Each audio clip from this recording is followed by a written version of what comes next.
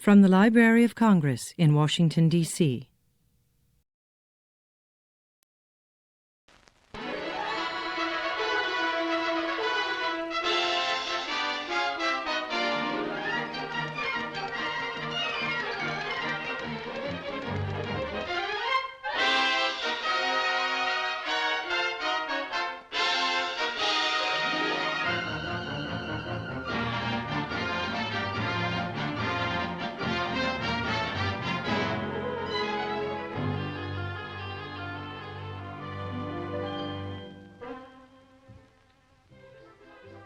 In a typical city or town, on a typical residential street, we find a typical home occupied by a typical American family.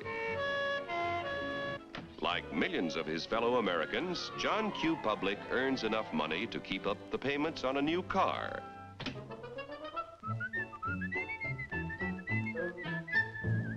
He takes great pride in owning a fine, new, long-term mortgaged home that was built to last a lifetime.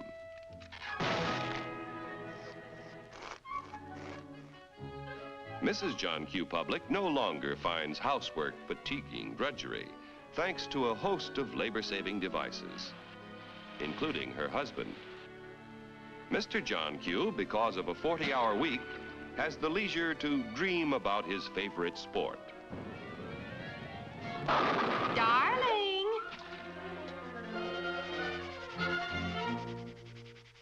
Oftentimes, in a secluded corner of his private den, John Q. reflects on some of the better things he has done with his life. Insurance to protect his family if he is called before his time. Money in a savings account for emergencies, for summer vacations, and to help put John Q. Jr. through college. In spite of the high cost of being a husband and father, John Q. has a private little nest egg.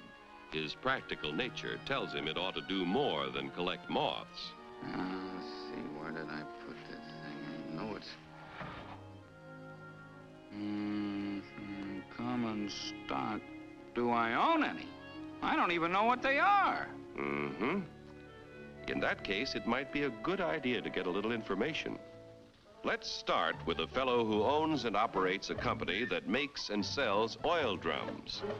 Each year, customers buy more and more from our friend because he makes a better oil drum than his competitors. One day, customers demand more oil drums than the owner can produce. He'll have to build a larger plant to expand production. He figures it will take about $3 million to do the job. So he decides to form a corporation to sell shares in his business to raise the capital he needs. First, the owner goes to the state government to get a corporation charter and permit to sell shares in this business. Next, our friend goes to an investment banker and shows him the record of the oil drum manufacturing company's past performance and plans for expansion.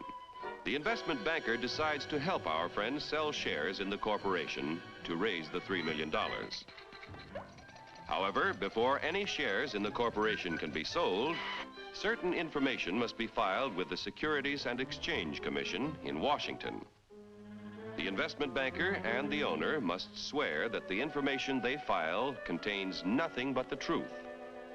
Registration with the SEC does not imply that the government approves the stock issue as a good investment, but only assures the public that if any of the material statements about the stock issue are false, punishment will be according to the law. After SEC registration is effective, the investment banker pays the owner $3 million in exchange for a certain number of shares in the Oil Drum Manufacturing Corporation.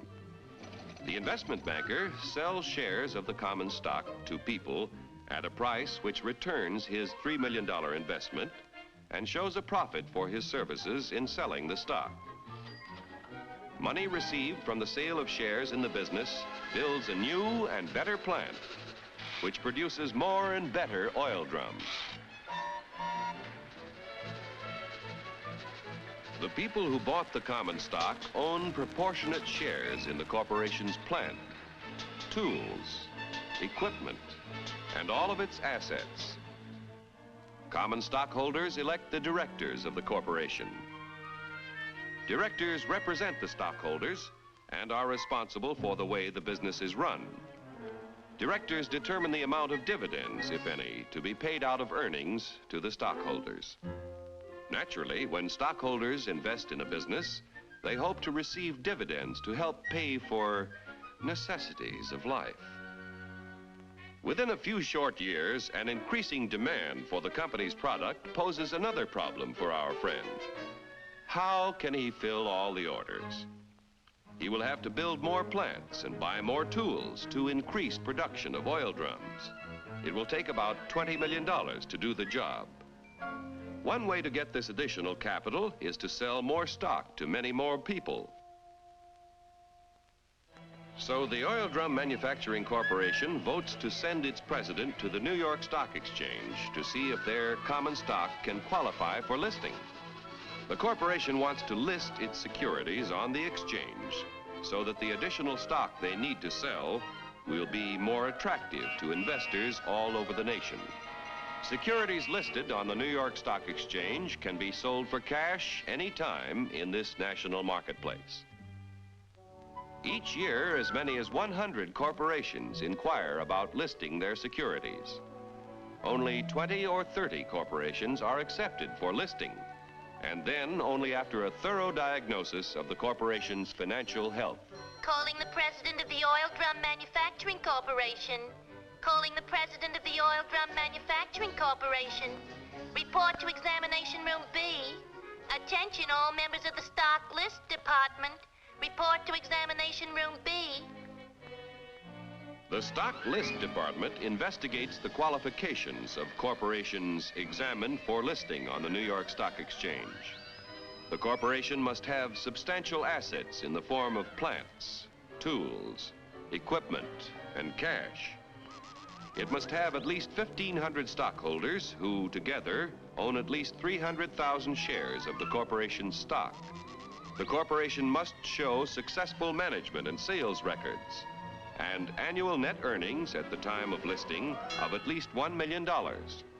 The proposed stock issue must meet federal, state, and New York Stock Exchange regulations.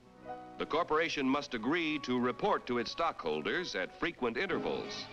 If the examination by the Stock List Department indicates the corporation meets minimum requirements of the exchange at the time of the examination, the corporation's application for listing is recommended. The Board of Governors of the New York Stock Exchange finally approves the application and sees that it is made public. Extra, extra, read all about it. Now that the Oil Drum Manufacturing Corporation's stock is listed, its name is abbreviated for use on the ticker tape. Each time ODM stock or any other stock listed on the exchange is bought or sold, the ticker tape flashes all over the nation the price and number of shares traded. A buyer in Colorado wants to purchase some ODM stock. The buyer's broker in Colorado sees that the last ODM transaction was at $10 a share. The buyer could buy from 1 to 99 shares, which would be known as an odd lot. But our Colorado friend decides to invest in 100 shares, known as a round lot. The Colorado broker wires the order to his New York office. The buy order is telephoned to the floor of the New York Stock Exchange. It is given to the firm's floor partner, who becomes the representative of the buyer in Colorado. The floor partner goes to the post where ODM stock is traded. The representative of the buyer in Colorado bids $10 a share for 100 shares. But at the moment, there is no stock offered for sale at this price. In the meantime, however, in Maine, an ODM stockholder who needs cash decides to sell his 100 shares if he can get $10 a share. The Maine broker wires the sell order to his firm's representative on the floor of the New York Stock Exchange. This firm's floor partner, representing the seller in Maine, offers to sell 100 shares of ODM stock at $10 a share. The price of $10 a share is mutually acceptable and the transaction is made. Like the cowboy in Colorado and the fisherman in Maine, investors all over the country use the facilities of brokers who are members of the New York Stock Exchange whenever they want to buy or sell stock of companies listed on this national market. Yesterday's savings financed the miraculous growth of our railroads, automobiles, airplanes, farm machinery, communications, electric light and power, textiles, and countless other industries contributing to a more enjoyable life. If a part of our savings continue to flow into industry, American labor, management, and capital can continue to build new tools and plants. Industrial expansion creates jobs for hundreds of thousands of young people who must find employment each year.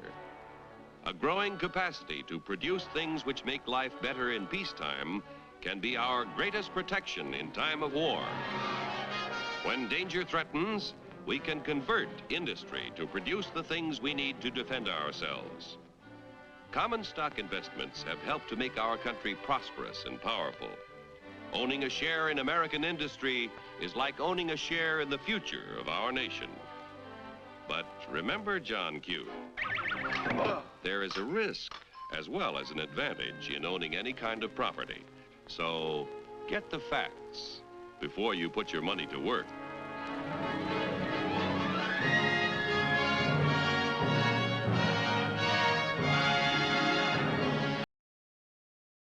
This has been a presentation of the Library of Congress. Visit us at loc.gov.